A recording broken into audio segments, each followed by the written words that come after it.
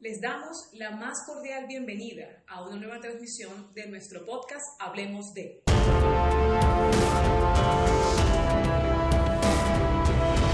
Hablemos de.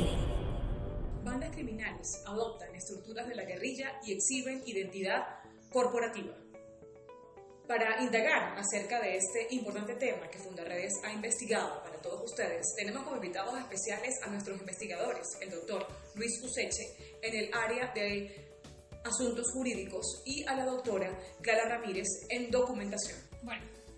Fundaredes desde hace muchos años viene documentando, monitoreando y registrando la actuación de grupos armados irregulares en territorio venezolano. Sin embargo, hemos visto cómo dentro de estos grupos armados irregulares, que en un principio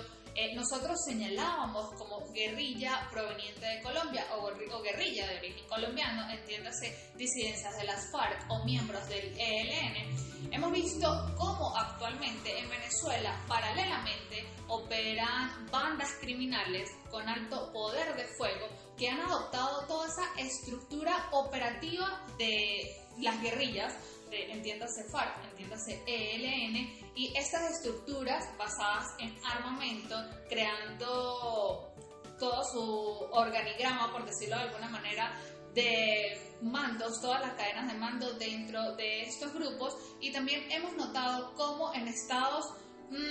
muy marcados, como por ejemplo el estado Zulia, estas bandas criminales han tomado todo el control y el poder de ciertos territorios estratégicos. La guerrilla colombiana a lo largo de los últimos años se ha convertido en el modelo más importante para todo tipo de organización criminal.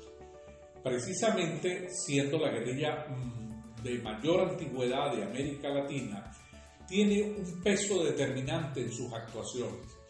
Sirvió de modelo en Colombia, incluso para quienes fueron sus adversarios fundamentales, los grupos paramilitares, los cuales en su momento adoptaron una estructura militar similar a la de la guerrilla a la cual iban a combatir.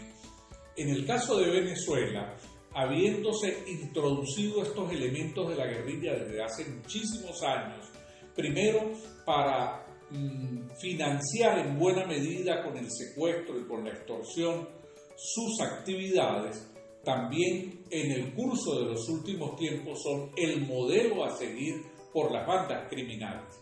Estas bandas criminales que en principio tenían objetivos específicos planteados solamente en nuestro territorio, también han ido mutando, y el modelaje que han seguido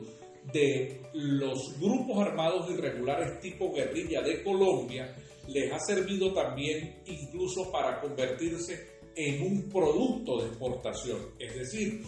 así como Venezuela recibió el influjo de la guerrilla colombiana y su traslado a nuestro territorio, hoy en día, siguiendo el modelo de crecimiento y de expansión que la guerrilla les enseñó, las bandas criminales de Venezuela o originadas en Venezuela se han convertido en un producto de exportación que tiene presencia ya no solamente en Colombia, sino también en Perú, también en Chile, y amenaza con expandirse a otros territorios de América Latina.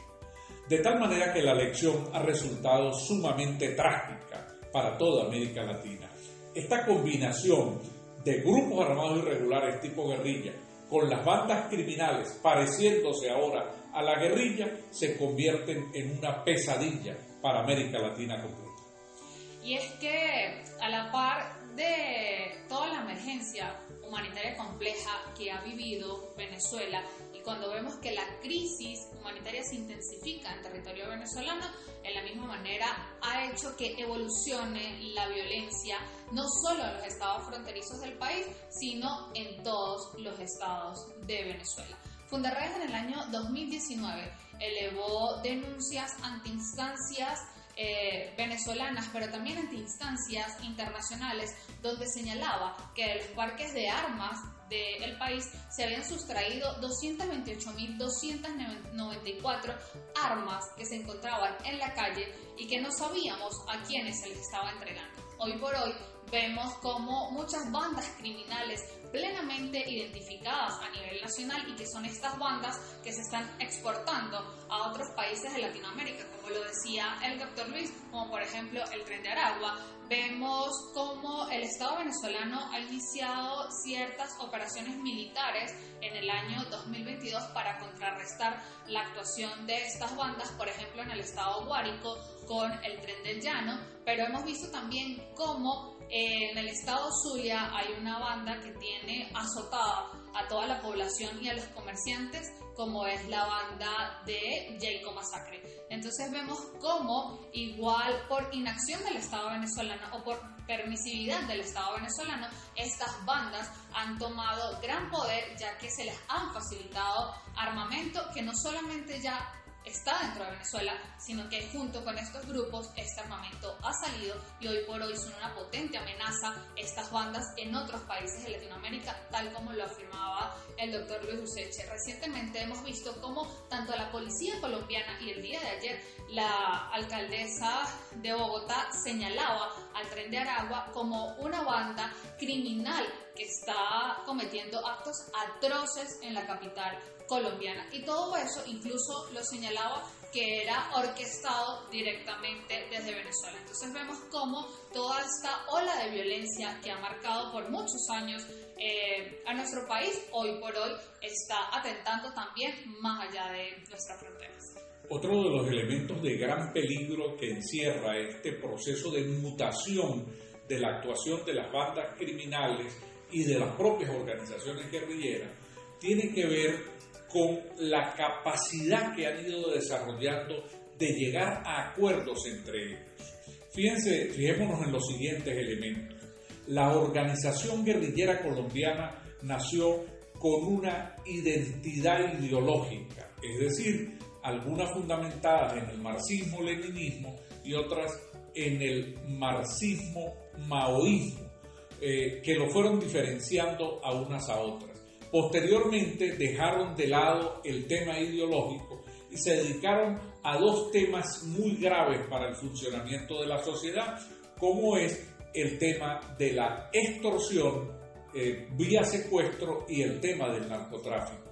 En ese contexto, las organizaciones criminales que ahora siguen esos pasos de las bandas, de las organizaciones guerrilleras, están llegando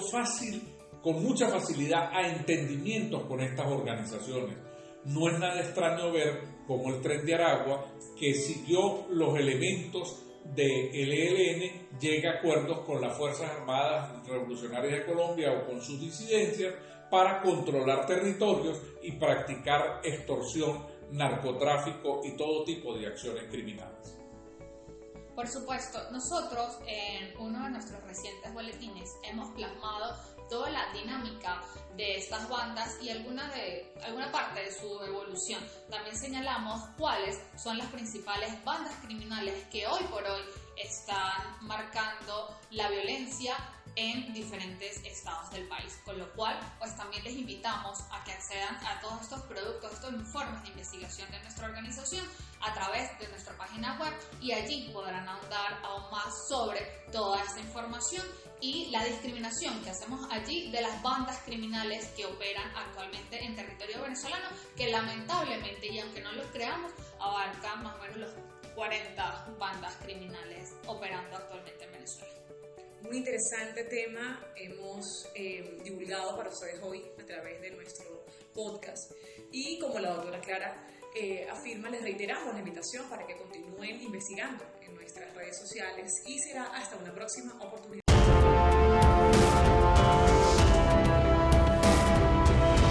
Hablemos de